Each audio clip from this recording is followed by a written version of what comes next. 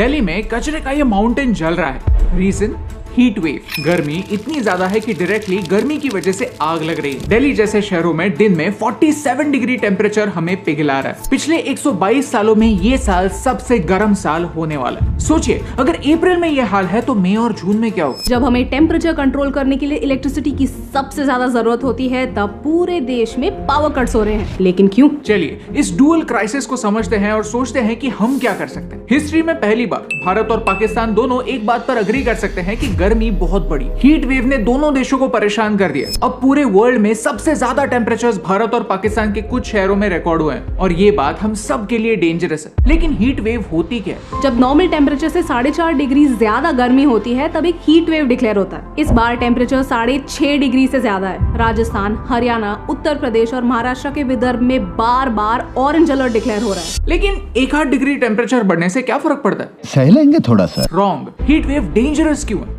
पिछले 20 सालों में वर्ल्ड में 1,66,000 लोग हीट वेव की वजह से मरे हैं। शिकागो में 1995 में एक हीट वेव ने 692 लोगों की जान ली थी और 3000 से ज्यादा लोगों को हॉस्पिटलाइज भी होना पड़ा था।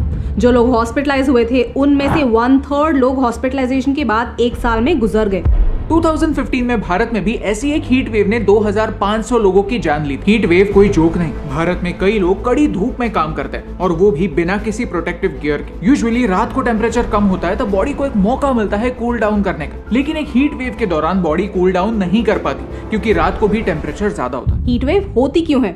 कई फैक्टर्स हो सकते हैं। Geographic factors, wind, lack of rainfall. For example, usually March के महीने में कुछ एरियाज में लाइट रेनफॉल होता है जिसकी वजह से एयर कूल डाउन होती है। लेकिन इस बार मार्च में बिल्कुल बारिश नहीं हुई। लेकिन सबसे बड़ा फैक्टर जो आने वाले समय में हीट वेव्स बढ़ाने वाला है वो है क्लाइमेट चेंज। आज एक हीट वेव आने के चांसेस 30 गुना बढ़ गए। समर्स में हीट बढ़ने की वजह से हम एसी चलाते हैं, कूलर्स खरीदते हैं, लेकिन इन सारी चीजों के लिए इलेक्ट्रिसिटी भी तो होनी चाहिए। भारत में 75% इलेक्ट्रिसिटी कोल से आती है। 10 में से 6 पावर प्लांट्स में कोल क्रिटिकली लो लेवल्स तक पहुंच गया है। रशिया यूक्रेन वॉर के चलते दुनिया भर में एक एनर्जी क्राइसिस हो रहा है जिसकी वजह से कोल के प्राइसेस जो यूजुअली $50 पर टन होते हैं वो अब $225 पर टन तक बढ़ गए हैं। सो बेसिकली हमारा देश इलेक्ट्रिसिटी के लिए पहले से 5 गुना ज्यादा पे कर रहा है। आज भारत पिछले 6 सालों में सबसे वर्स्ट पावर कट्स फेस कर रहा है। गर्मी जब तक पसीने छुड़वा रही है तब तक ठीक है, लेकिन जब गर्मी ऐसे आग लगाती है तब बड़ा प्रॉब्लम। आज भी कई शहरों में वेस्ट सेग्रीगेशन के लिए प्रॉपर रूल्स नहीं है। जब हम वेट वेस्ट जैसे बचा हुआ खाना, फल, सब्जी कचरे में बिना सेग्रीगेशन के फेंकते हैं तब ये चीजें मीथेन रिलीज करती हैं और तपता सूरज इस मीथेन को आग लगा देता है। हमारी और हमारी म्युनिसिपल बॉडीज की इनएक्शन की वजह से हमारा शहर जलता है और उसका धुआं फिर हमें ही खाने दौड़ता है। ऐसे ही कहानी आपने आपके शहर के बारे में आज या कल सुनी ही होगी। दिल्ली के फायर सिर्फ एक फायर नहीं, एक सिग्नल है, एक वेकअप कॉल है कि अब बातें करने का टाइम चला गया,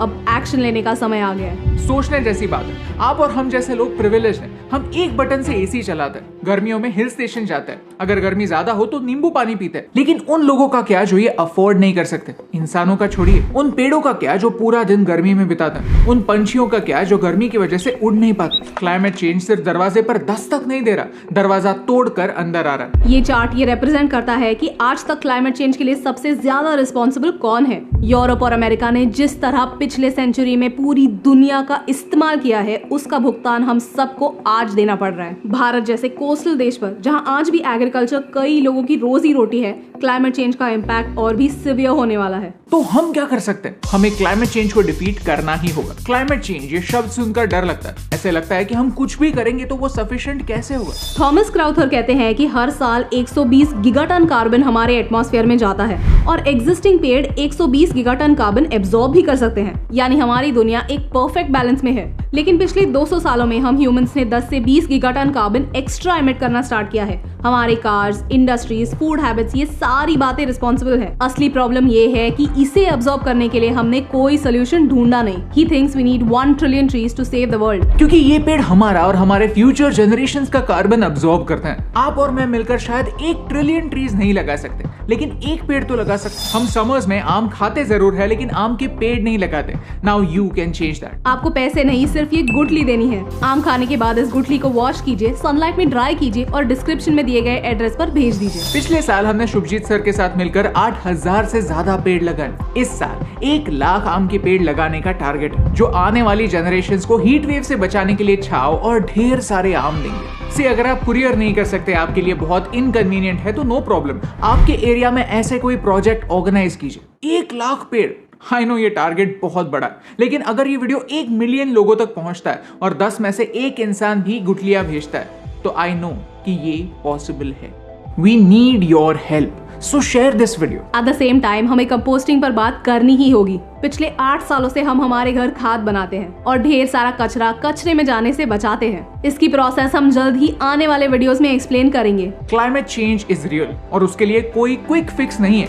हमें प्रिपेयर रहना होगा और हमारी अथॉरिटीज को सही सवाल पूछने होंगे। कोल बेस्ड पावर से दूर होना होगा और हंसदेव जैसे फॉरेस्ट एरियाज में डिफॉरेस्टेशन क्यों हो रहा है, ये उन्हें पूछना ही होगा। क्योंकि एक के करने से क्या फर्क पड़ता है, लेकिन एक के करने से बहुत फर्क पड़ता है, और इन दोनों लाइंस में सिर्फ एक का फर्क है, and that's the reason why फर्क पड़ता है।